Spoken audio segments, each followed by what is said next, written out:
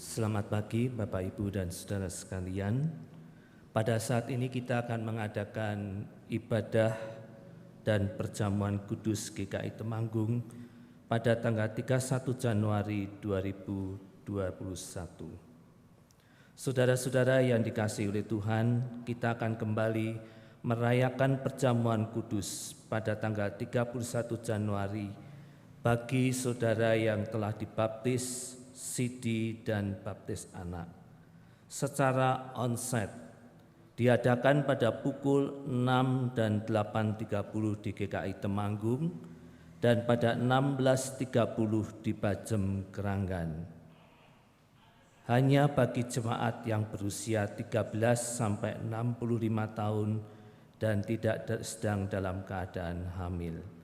Protokol kesehatan tetap diterapkan. Dan kami perlu informasikan juga secara onsite dalam ibadah secara onsite ini, setelah selesai ibadah nanti, kami mohon untuk bungkus roti atau hosti dan air anggur bisa nanti dimasukkan di tempat sampah yang telah disediakan di depan pintu masuk. Terima kasih. Kemudian yang secara online disiarkan dengan waktu bersamaan atau real time pada pukul 6 dan 8.30 di GKI Temanggung melalui YouTube GKI Temanggung. Sesudah ibadah selesai, rekaman di YouTube akan terhapus. Bapak Ibu sekalian, marilah kita sambut tubuh dan darah Kristus dengan penuh sukacita dan syukur. Tuhan memberkati kita. Selamat beribadah.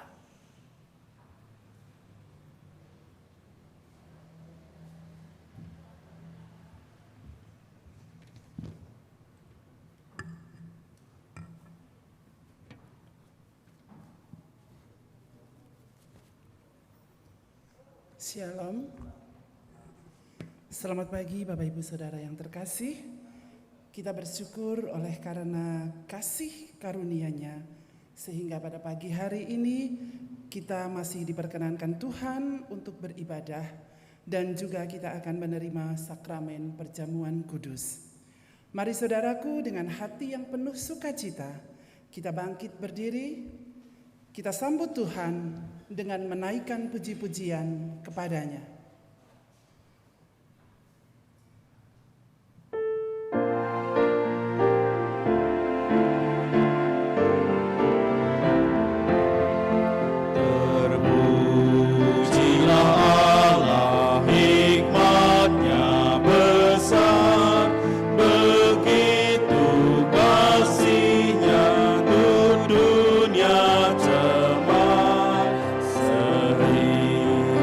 Diberi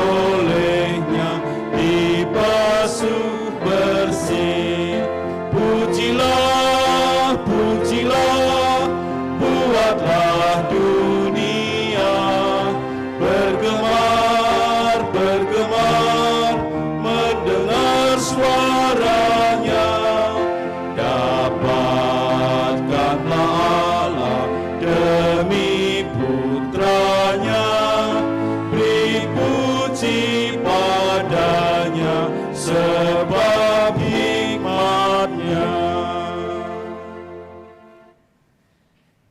Pertolongan kita adalah di dalam nama Tuhan yang menciptakan langit dan bumi.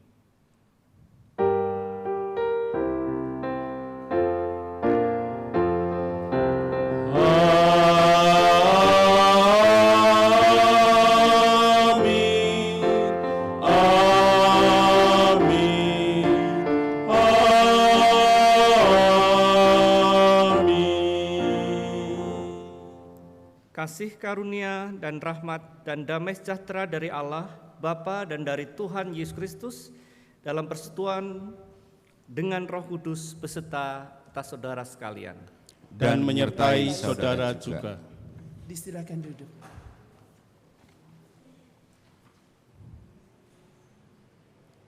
Saudara-saudara, hari ini kita sungguh bersuka cita oleh karena Tuhan sendiri telah mengundang kita untuk masuk dalam perjamuan kudusnya. Marilah kita menghadap hadirat-Nya untuk mengakui atas segala dosa dan kesalahan kita. Mari kita berdoa.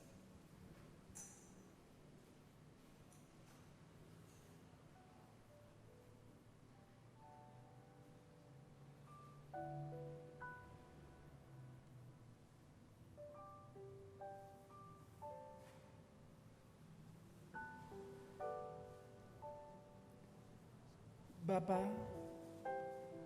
saat ini kami datang untuk memohon ampun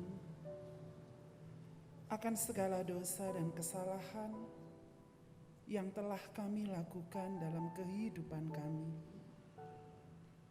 Ampunilah kami, sekiranya selama ini kami hidup jauh daripada-Mu, sehingga kami tidak merasakan keakraban dengan-Mu, dan bahkan tidak bisa merasakan kuasa, kasih, dan pengorbanan-Mu bagi keselamatan kami. Seringkali kami melupakan Engkau dan tidak menjadikan Engkau sebagai kepala dan pemimpin dalam kehidupan kami.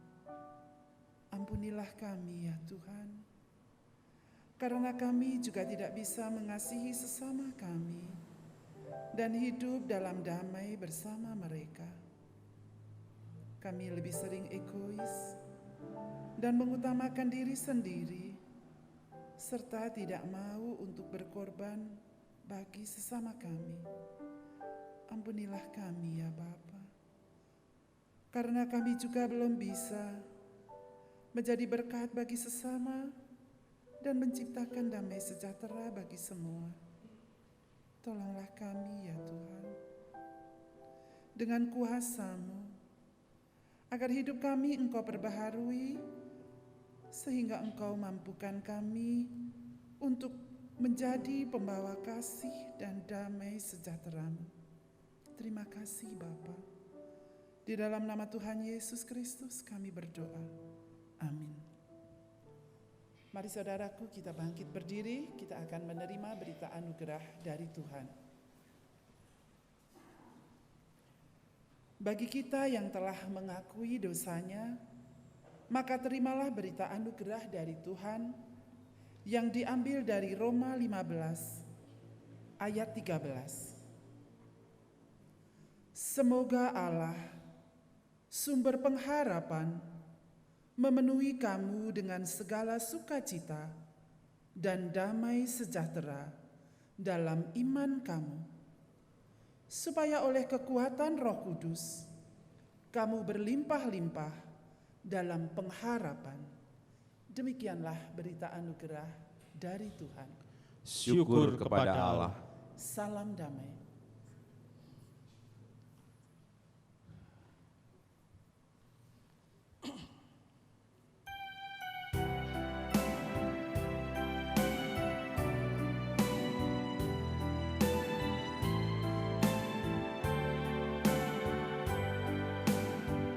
Ya Allah, kasih-Mu besar, lebih besar dari segala, tiada terduga dalamnya, tiada terjangkau luasnya. Ya Yesus, kasih-Mu besar, lebih besar dari segala. Hidup kekal Engkau beri, dan aku hidup berseri. Dalam doa aku bersyukur atas limpah kasih-Mu. Ajar aku mengasihi-Mu dan sesama manusia. Istilahkan duduk.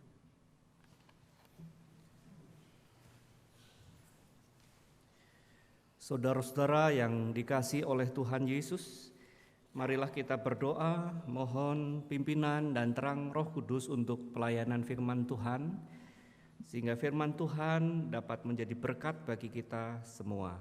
Mari kita berdoa.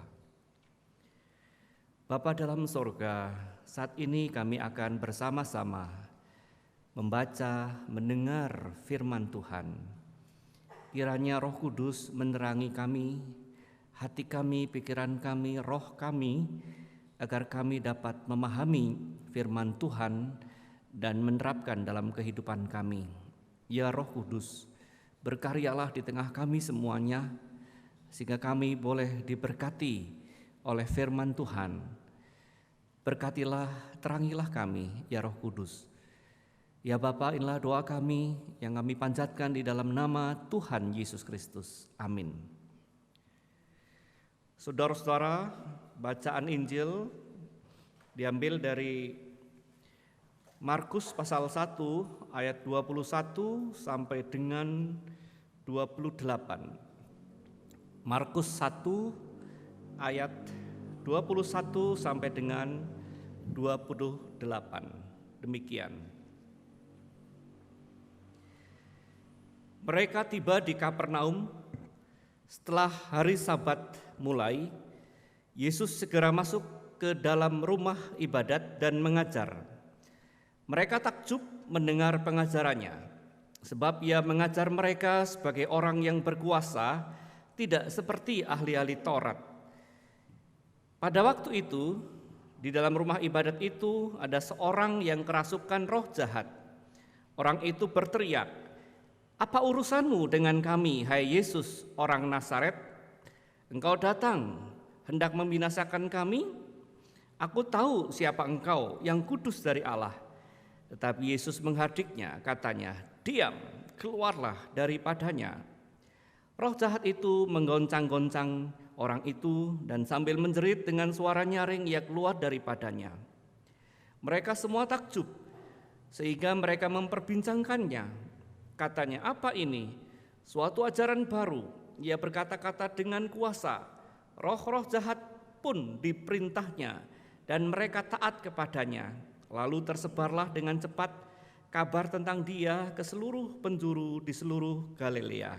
Demikianlah Injil Tuhan Yesus Kristus, yang berbahagialah kita semua yang mendengarnya, yang melakukannya dalam kehidupannya setiap hari. Haleluya.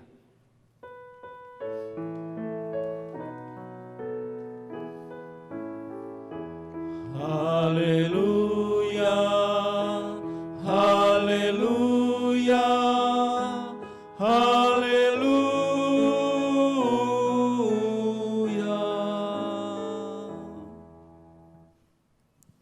Selamat pagi saudara-saudara yang dikasihi oleh Tuhan, baik yang di gereja ini maupun yang ada di rumah masing-masing. Kita bersama-sama mengikuti ibadah saat ini. Saudara, tema kita saat ini adalah takjub pada kuasa Allah.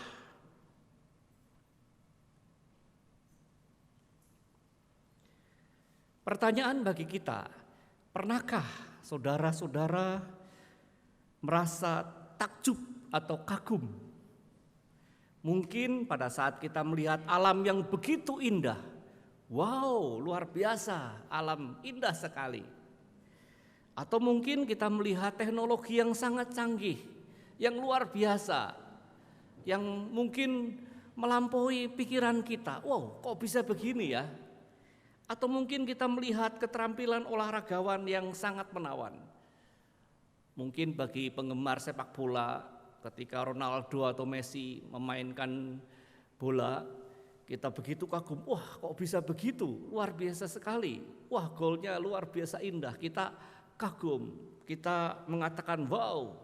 Atau mungkin kita melihat karya seni yang luar biasa, mungkin itu seni lukis, mungkin itu seni tari, atau mungkin seni yang lain. Kita kagum, wow, kita berdecak, luar biasa, wow, seperti itu. Saudara-saudara, sebetulnya ada apa dalam rasa kagum itu? Ternyata di dalam rasa kagum itu ada berkat, khususnya kagum terhadap Allah. Mari kita lihat, saudara, ada beberapa tokoh yang mengagumi akan Allah. Kita lihat John Newton, dia kagum sekali akan anugerah Allah yang ia alami pada waktu ia di tengah laut naik kapal. Ada badai laut yang sangat besar dan dia berteriak, Tuhan tolonglah saya. Kemudian badai laut itu reda dan John Newton selamat dan dia bertobat dan menjadi pendeta. Dulunya dia adalah seorang penjual budak dari Afrika, diambil dan dijual di Inggris. Dia kagum, oh saya kok bisa selamat dari badai laut. Dari kekaguman akan anugerah Allah, dia kemudian bertobat dan menjadi pendeta. Kemudian dia menulis lagu yang sangat terkenal, yakni Amazing Grace, anugerah yang mengherankan, yang mengagumkan. Dia kagum akan Allah yang menyelamatkan dia dari kematian. Kekaguman akan Allah, akan anugerahnya menuntunnya pada pertobatan, dan ia mempersembahkan hidupnya untuk Tuhan. Karl Bobek, saudara-saudara, pada suatu saat dia melihat karya penciptaan Allah yang luar biasa. Dia kagum sekali, wow, luar biasa karya penciptaan Allah ini, luar biasa. Ada guruh yang menggelegar. Dan dia kemudian mengatakan, wow, luar biasa sekali. Kemudian dia menulis syair lagu How Great Thou Art. Dia mengatakan, bila kulihat bintang gemerlapan dan bunyi guruh riuhku dengar, ya Tuhanku, tak putus aku heran. Akhirnya saudara, dia memuji Tuhan karena kagum terhadap karya Allah sang pencipta. Kemudian saudara, Daniel Whittle, dia juga sangat takjub akan Allah yang mengaruniakan rahmat kepadanya.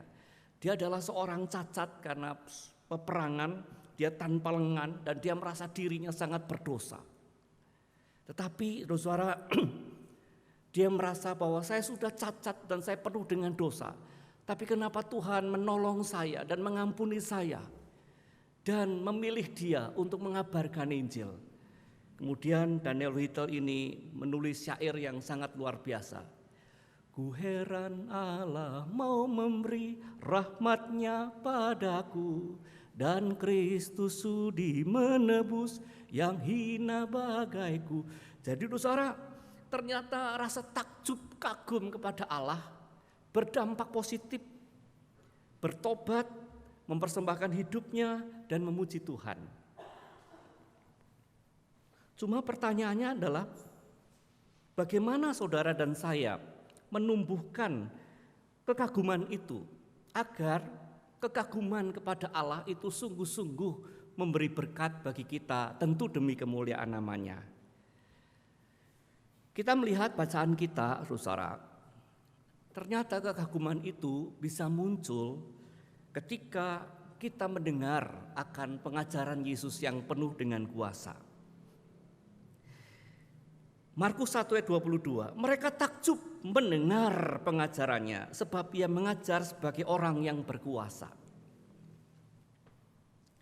Saudara, marilah kita juga banyak mendengar firman Tuhan. Marilah kita juga banyak membaca firman Tuhan. Di dalamnya, saudara, ada harta yang tak ternilai. Dan itu membuat kita kagum dan takjub. Oh Tuhan, kok bisa seperti ini? Luar biasa keindahan dari firman Tuhan. Luar biasa kuasa dari firman Tuhan. Saya hidupnya mungkin rusak. Saya hidupnya kacau. Tapi firman Tuhan betul-betul mengubah hidupku dan memperbaharui hidupku. Saudara, marilah kita banyak mendengar firman Tuhan yang penuh kuasa. Ajaran Tuhan Yesus yang mengubahkan. Ini akan memunculkan rasa kagum yang terus-menerus sehingga hidup kita semakin mengalami kuasa dari Tuhan. Dengar firman Tuhan akan memunculkan kekaguman, ketakjuban dalam diri kita. Saudara, ketakjuban akan ajaran Tuhan Yesus ternyata bukan hanya pada orang-orang Kristen. Tapi kita lihat saudara tokoh-tokoh dunia. Yang satu adalah orang Hindu, yakni Mahatma Gandhi. Dia kagum sekali terhadap Tuhan Yesus. Dan Gandhi mengatakan ketika diwawancarai, Yesus merupakan salah satu guru paling agung yang pernah dipunyai oleh umat manusia. Ini adalah tokoh Hindu, saudara. Tapi dia kagum sekali terhadap Tuhan Yesus ini. Dan dia menerapkan ajaran Yesus di dalam hidupnya. Inilah Gandhi, saudara. Orang India, ada orang Indonesia yang saudara tentu tidak mungkin tidak tahu, yakni Soekarno. Pada suatu saat Soekarno diundang dalam perayaan Natal dan dia memberikan sambutan. Dan tema pada waktu itu adalah Yesus Gembala yang baik. Ketika Soekarno memberikan sambutan, dia mengatakan judulnya salah. Yesus bukan gembala yang baik. Semua pada diam, loh kok bisa? Yesus kok bukan gembala yang baik? Yesus bukan gembala yang baik. Dia mengatakan Yesus adalah gembala yang terbaik. Wah, semua pada bertepuk tangan. Ternyata saudara Soekarno pun mengagumi akan Yesus, mengagumi akan ajaran dari Tuhan Yesus. Dan kekaguman akan Yesus tentu sedikit banyak berdampak dalam kehidupan tokoh-tokoh dunia ini. Itu yang pertama, saudara, dengarlah ajaran Tuhan Yesus sehingga kekaguman, ketakjuban dalam diri kita akan semakin bertumbuh sehingga memberkati kita. Kemudian yang kedua, saudara-saudara, ketakjuban itu akan muncul ketika kita melihat karya Kristus yang membebaskan dan memulihkan. Ya, ketika Tuhan Yesus pada waktu itu mengusir roh jahat dalam diri seseorang, orang-orang yang melihat di Bait Allah itu mengatakan, mereka semua takjub sehingga mereka memperbincangkannya. Apa ini? Suatu ajaran baru. Ia berkata-kata dengan kuasa. Roh-roh jahat pun diperintahnya dan mereka taat padanya. Di samping mendengar firman Tuhan yang memunculkan ketakjuban, kita juga harus melihat karya-karya Kristus, karya-karya Allah. Sehingga kita semakin kagum, wah kuasanya luar biasa. Wow, kasihnya luar biasa. Wow, hikmatnya luar biasa. Dan di sini kita melihat suatu demonstrasi kuasa Allah yang luar biasa dalam diri Yesus, di mana ada orang yang dirasuk roh jahat dibebaskan. Tentunya pengaruh roh jahat itu cukup besar dalam diri orang yang dirasukinya, dan ketika Yesus membebaskannya, ternyata tentunya ada perubahan yang besar dalam hidupnya. Tadinya dia dikuasai roh jahat, tentunya unsur-unsur kejahatan ada dalam dirinya. Tapi ketika ia dibebaskan dari roh jahat, tentu ada kuasa Tuhan yang hadir dalam hidupnya, ada pemulihan, ada karya roh Allah dalam dirinya. Sehingga tentunya kejahatan dalam dirinya akan semakin disingkirkan dan akhirnya dia dikuasai oleh kebaikan. Ada pembebasan, ada pemulihan, menjadikan seseorang menjadi baik, yang terbelenggu bebas, yang sakit disembuhkan. Inilah karya Allah dalam diri Tuhan Yesus. Nah, saudara, sebentar nanti kita akan mengikuti perjamuan kudus. Marilah kita juga melihat karya Allah yang menakjubkan dalam perjamuan kudus ini. Sehingga kita ketika ikut perjamuan kudus betul-betul takjub, betul-betul heran. Apa, saudara, karya Allah yang menakjubkan dalam perjamuan kudus? Perjamuan kudus paling tidak menyatukan 3 dimensi waktu, masa lalu, masa sekarang, dan masa yang akan datang. Mari kita lihat masa lalu, saudara. Dalam perjamuan kudus kita sebetulnya mengenang Kristus ketika Kristus membebaskan kita dari kuasa maut, dari kuasa dosa, dari kuasa iblis dengan salib dan kebangkitannya. Roti melambangkan tubuh Tuhan Yesus. Anggur melambangkan darah dari Tuhan Yesus. Dan itu sudah Tuhan Yesus berikan. Pada waktu Tuhan Yesus di kayu salib, Dia memberikan tubuhnya dan darahnya untuk kita. Agar kita dibebaskan dari kuasa dosa, kuasa maut, dari kuasa iblis. Dengan salibnya dan dengan kebangkitannya. Jadi saudara, kita mengenang akan karya Allah dalam Kristus pada masa yang lalu, 2000 tahun yang lalu, luar biasa. Sesuatu yang menakjubkan kita, sehingga saudara dan saya dimerdekakan dari dosa, dari kuasa iblis, dari belenggu maut. Dan saudara boleh mendapat hidup yang kekal. Jadi ketika kita makan roti dan minum anggur, kita sebetulnya mengenang karya Kristus yang membebaskan kita. Manusia pertama jatuh karena makan buah yang sebetulnya dilarang oleh Tuhan. Tetapi kita di dalam Kristus, kita diselamatkan juga oleh makan. Makan apa? Tubuh dan darah Yesus. Roti dan anggur, makan makanan dari sorga, yakni tubuh dan darah Tuhan Yesus. Ini dimensi yang pertama, saudara, luar biasa. Kita mengenang masa lalu. Tetapi dimensi yang kedua, saudara, dalam perjamuan kudus kita bukan hanya mengenang akan Kristus yang tersalib dan bangkit. Tetapi saudara-saudara, saudara mungkin tidak bisa melihat sekarang ini dengan mata jasmani. Tapi saat ini, saudara, Kristus hadir di sini. Kristus hadir di tengah-tengah kita. Kristus hadir melalui roti dan anggur. Ini dahsyat sekali, saudara. Dan ketika Kristus hadir, saudara, para malaikat sebetulnya berkeliling di sekitar kita. Maka perjamuan kudus itu adalah sesuatu yang sangat sakral, luar biasa. Ketika kita memegang roti, ketika kita meminum anggur, ketika kita makan roti, pada waktu itulah Kristus hadir di tengah-tengah kita. Kristus yang rela mati, berkorban untuk kita, bangkit, hadir di sini, saudara, memberkati kita semua. Bersama malaikat Dia hadir di tengah-tengah kita, juga di rumah kita masing-masing. Luar biasa, saudara. Kristus hadir di tengah-tengah kita untuk menguduskan kita yang berdosa, untuk menguatkan kita yang lemah, untuk mempersatukan kita sebetulnya yang berselisih. Perjamuan kudus sesuatu yang sangat mengagumkan. Karena apa? Kristus betul-betul ada di tengah-tengah kita, berkarya di tengah-tengah kita. Kita menerima tubuh dan darah Yesus yang adalah hidup Kristus sendiri dalam diri kita. Karena itu saudara, bersyukur sekali kalau kita bisa hadir dalam perjamuan kudus, baik di gereja maupun di rumah. Karena apa? Kristus bersama kita sekarang di sini. Itu yang kedua, saudara. Yang ketiga, perjamuan kudus adalah suatu persiapan atau kita mengantisipasi, mengharapkan dan kita menyambut perjamuan agung Sang Anak Domba Allah di dalam kerajaan sorga kelak.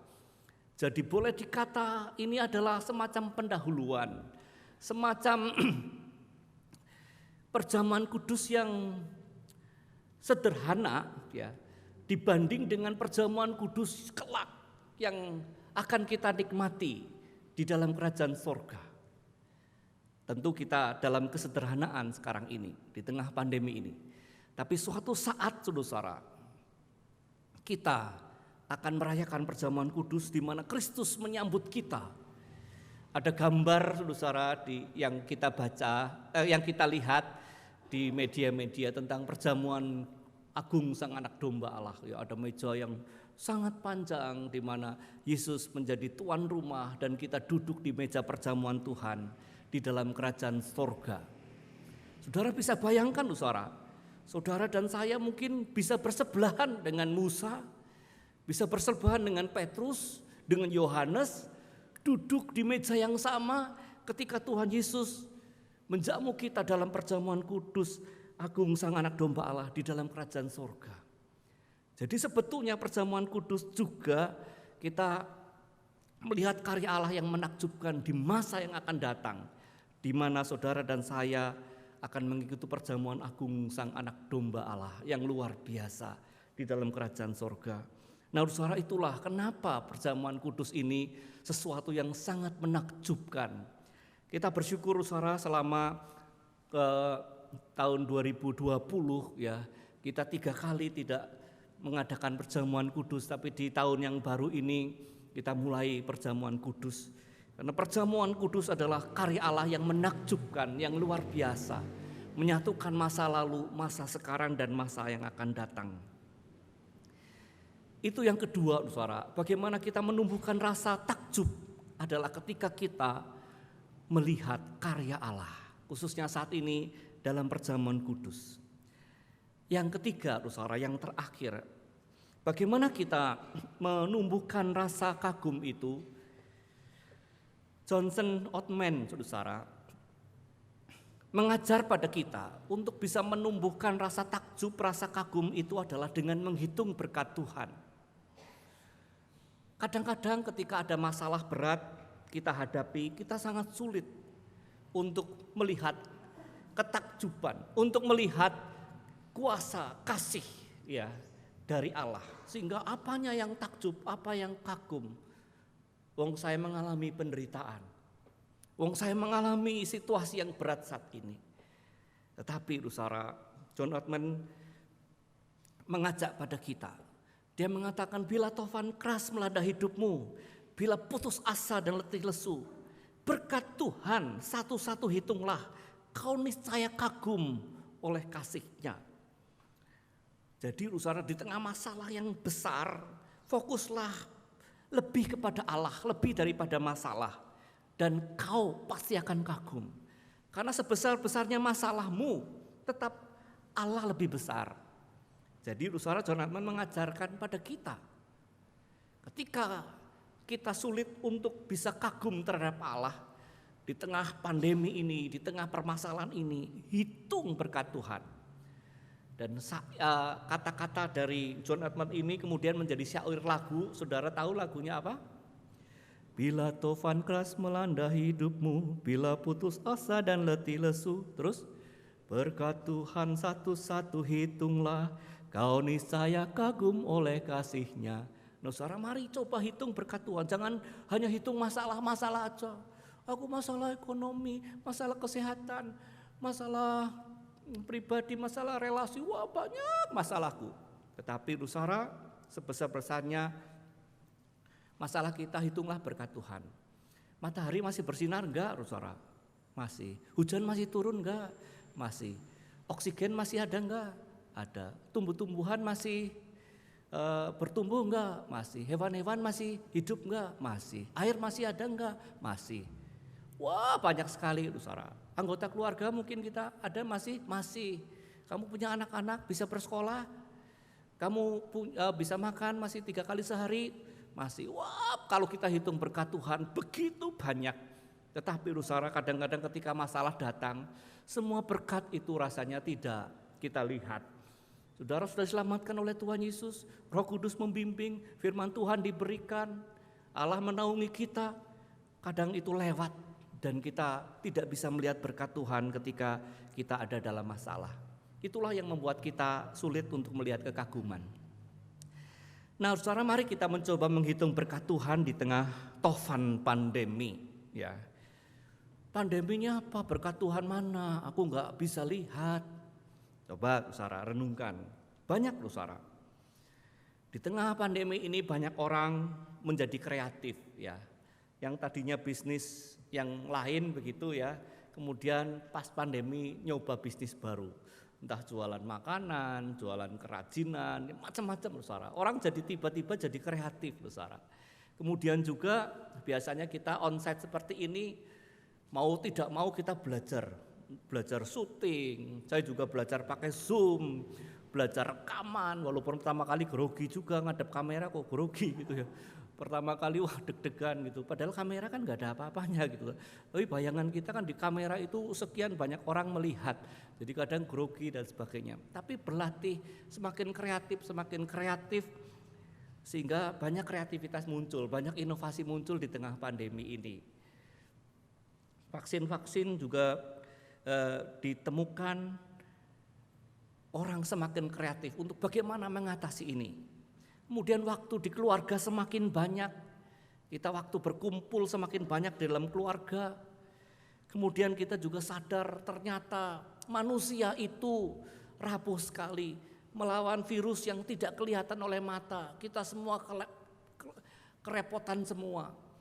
Jenderal-jenderal, panglima-panglima perang, negara adidaya yang punya militer yang kuat, punya keuangan yang banyak. Semua kerepotan menghadapi virus yang sangat kecil. Kita sadar Tuhan, kami manusia yang sangat rapuh, kami bergantung kepada Tuhan Yesus. Kami semakin bergantung kepada Tuhan. Kami tidak berdaya sebetulnya kalau Engkau tidak merahmati kami. Kemudian saudara berkat yang lain, kita belajar hidup sehat, cuci tangan, kemudian pakai hand sanitizer, pakai masker. Kita belajar untuk hidup sehat. Kemudian kita juga semakin dekat. Meskipun kita jaraknya berjauhan, tapi kita bisa saling menyapa. Melalui mungkin video call, melalui telepon, melalui Zoom dan lain sebagainya. Saudara, kalau kita hitung berkat Tuhan sangat banyak. Dan itu kadang kita tidak lihat ketika ada masalah-masalah berat, ketika kita mungkin sedang menghadapi tofan pandemi. Tapi ingat apa yang jadi pesan dari John Ottman. Bila tofan keras melanda hidupmu, bila kau letih lesu, hitung berkat-berkat Tuhan, kau akan kagum walaupun kau di tengah masalah. Nah, saudara, yang terakhir adalah rasa takjub itu ternyata mendorong kesaksian tentang Kristus. Lalu tersebarlah dengan cepat kabar tentang Dia ke seluruh penjuru di seluruh Galilea. Orang yang kagum, saudara-saudara, terhadap sesuatu, biasanya apa? Dia akan cenderung cerita pada orang lain. Kamu belum pernah dengar ya? Kamu belum pernah lihat ya? Wah, makanan di sana enak sekali. Wah, ini pemandangan di sana indah sekali. Kamu rugi kalau kamu tidak ke sana. Kalau rugi kalau kamu tidak mencicipi. Kekaguman itu akan mendorong orang bercerita. Demikian juga saudara, pada waktu itu orang kagum terhadap Yesus yang mampu membebaskan seseorang dari kerasukan roh jahat. Orang akan cerita getok tular kemana-mana sehingga ajaran Tuhan Yesus, sehingga Tuhan Yesus disebarkan secara cepat, kuasanya, kasihnya menyebar secara cepat di seluruh penjuru, di seluruh Galilea. Jadi saudara, pekabaran Injil itu sebetulnya bukan suatu paksaan, tapi adalah suatu respon dari kekaguman kita akan Allah. Ketika kita kagum akan kuasa Allah, ketika kita kagum akan kasih Allah, ketika kita kagum akan kebaikan Allah, kita otomatis saudara akan cerita, wah Tuhan Yesus sungguh sangat baik pada saya. Dulu saya begini-begini, tapi Tuhan Yesus tolong saya. Tuhan Yesus begitu luar biasa, dan kita akan menyebarkan berita tentang Yesus kepada banyak orang. Jadi saudara, kekaguman itu ternyata mendorong kita untuk semakin mewartakan Kristus kepada orang lain. Tidak usah dipaksa, tidak usah didorong-dorong, otomatis akan muncul ketika kita takjub akan kuasa Allah dalam Kristus, ketika kita takjub akan kasih Allah. Karena itu saudara, marilah kita merawat rasa takjub akan Allah, akan kasih-Nya, akan kuasanya, akan kebaikannya. Ibaratnya kalau rasa takjub itu adalah benih, marilah kita terus rawat, kita terus pupuk, terus kita siram agar rasa takjub akan kuasa Allah itu akan terus bertumbuh menjadi pujian syukur kepada Tuhan, dan itu akan semakin berbuah kasih, kesaksian dan pelayanan. Selamat menikmati kekaguman akan Allah. Selamat takjub akan kuasa Allah. Tuhan memberkati. Amin.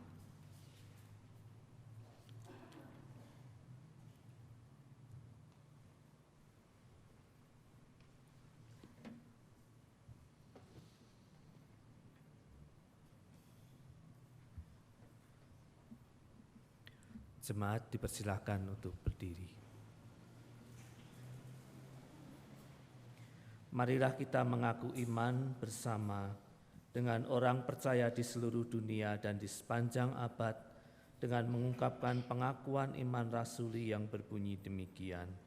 Aku percaya kepada Allah, Bapa yang Maha Kuasa, Khalik langit dan bumi, dan kepada Yesus Kristus anaknya yang tunggal Tuhan kita, yang dikandung dari Roh Kudus, lahir dari anak darah Maria, yang menderita sengsara di bawah pemerintahan Pontius Pilatus, disalibkan, mati dan dikuburkan, turun ke dalam kerajaan maut. Pada hari yang ketiga, bangkit pula dari antara orang mati, naik ke surga, duduk di sebelah kanan Allah, Bapa yang Maha Kuasa, dan dari sana ia akan datang untuk menghakimi orang yang hidup dan yang mati. Aku percaya pada Roh Kudus, gereja yang kudus dan am, persekutuan orang kudus, pengampunan dosa, kebangkitan orang mati, dan hidup yang kekal. Amin. Dipersilakan duduk kembali.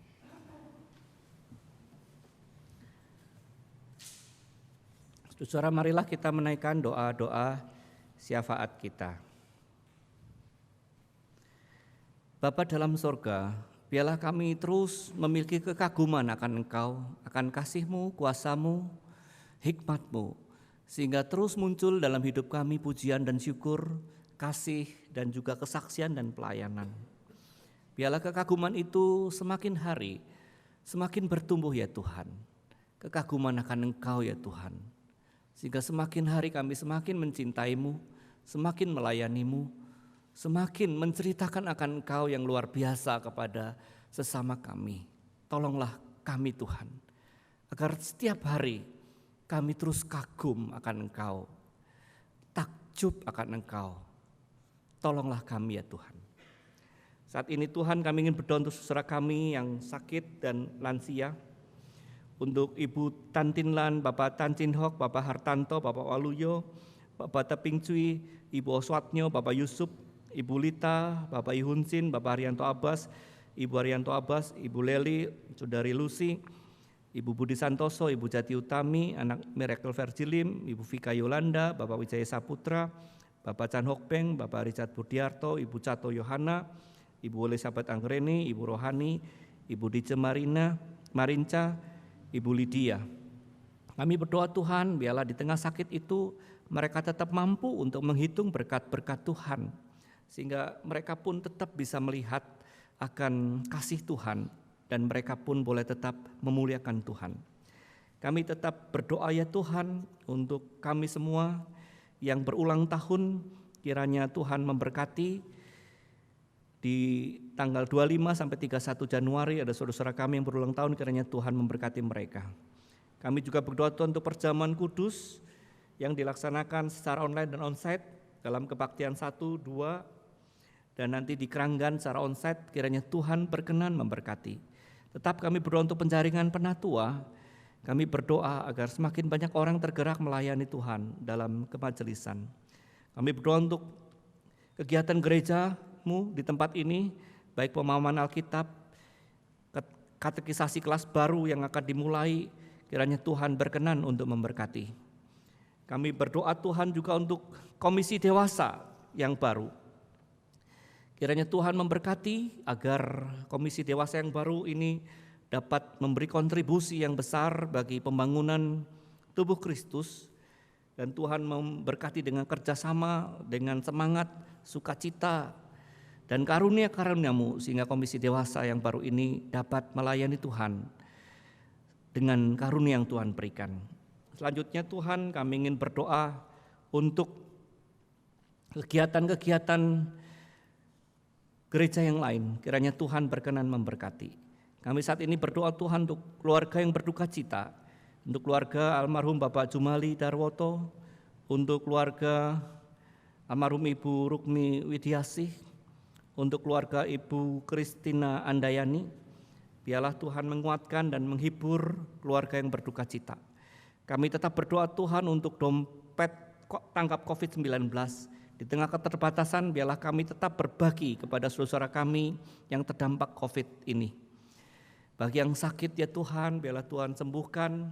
Upaya-upaya untuk pembuatan maupun pendistribusian vaksin, kami yakin Kau juga berkenan memberkati sehingga pandemi ini boleh teratasi dengan rahmat Tuhan, tapi juga dengan kerja keras dari banyak orang. Tolonglah ya Tuhan. Kami berdoa untuk beberapa bencana alam yang ada di Indonesia ini. Tuhan Kau mengerti, kiranya Tuhan menolong dan memampukan saudara kami yang terkena bencana alam untuk bisa menghadapi kenyataan ini. Dan kami sebagai gereja-Mu juga tidak berdiam diri untuk saling menopang dan saling membantu. Kami percaya Tuhan Kau mendengar doa kami, doa syafaat kami. Di dalam nama Tuhan Yesus Kristus kami berdoa. Amin.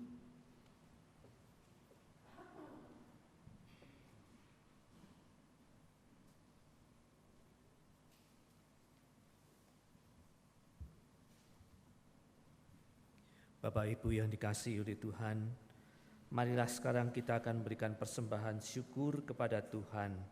Dan kita akan mendasari persembahan kita ini pada firman Tuhan yang terambil dari Mazmur 96 ayat yang ke-8 yang berbunyi demikian. Berilah kepada Tuhan kemuliaan namanya, bawalah persembahan dan masuklah ke pelatarannya.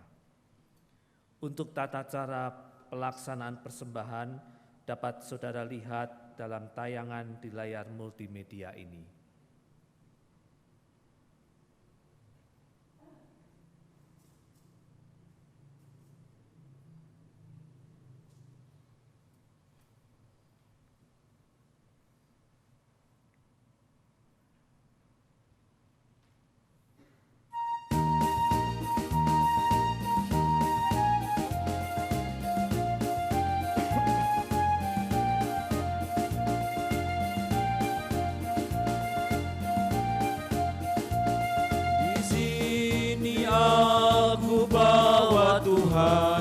Persembahan hidupku semoga berkenan.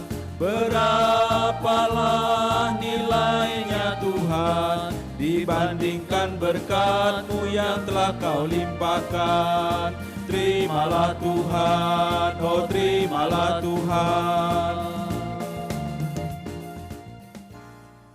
Mari kita akan berdoa untuk menaikkan doa persembahan kita. Mari kita berdoa.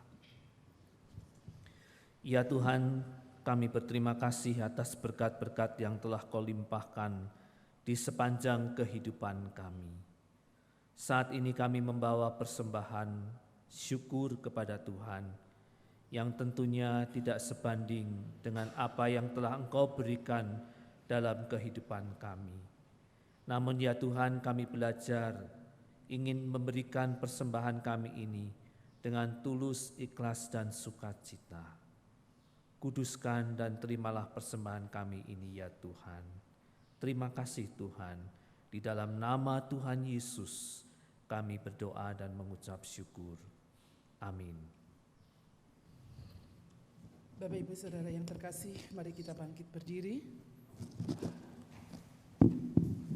Kita akan mengakhiri ibadah pada hari ini dengan suatu tekad untuk meneladan kepada Tuhan kita, Yesus Kristus, untuk menjadi penyampai kabar baik bagi semua orang.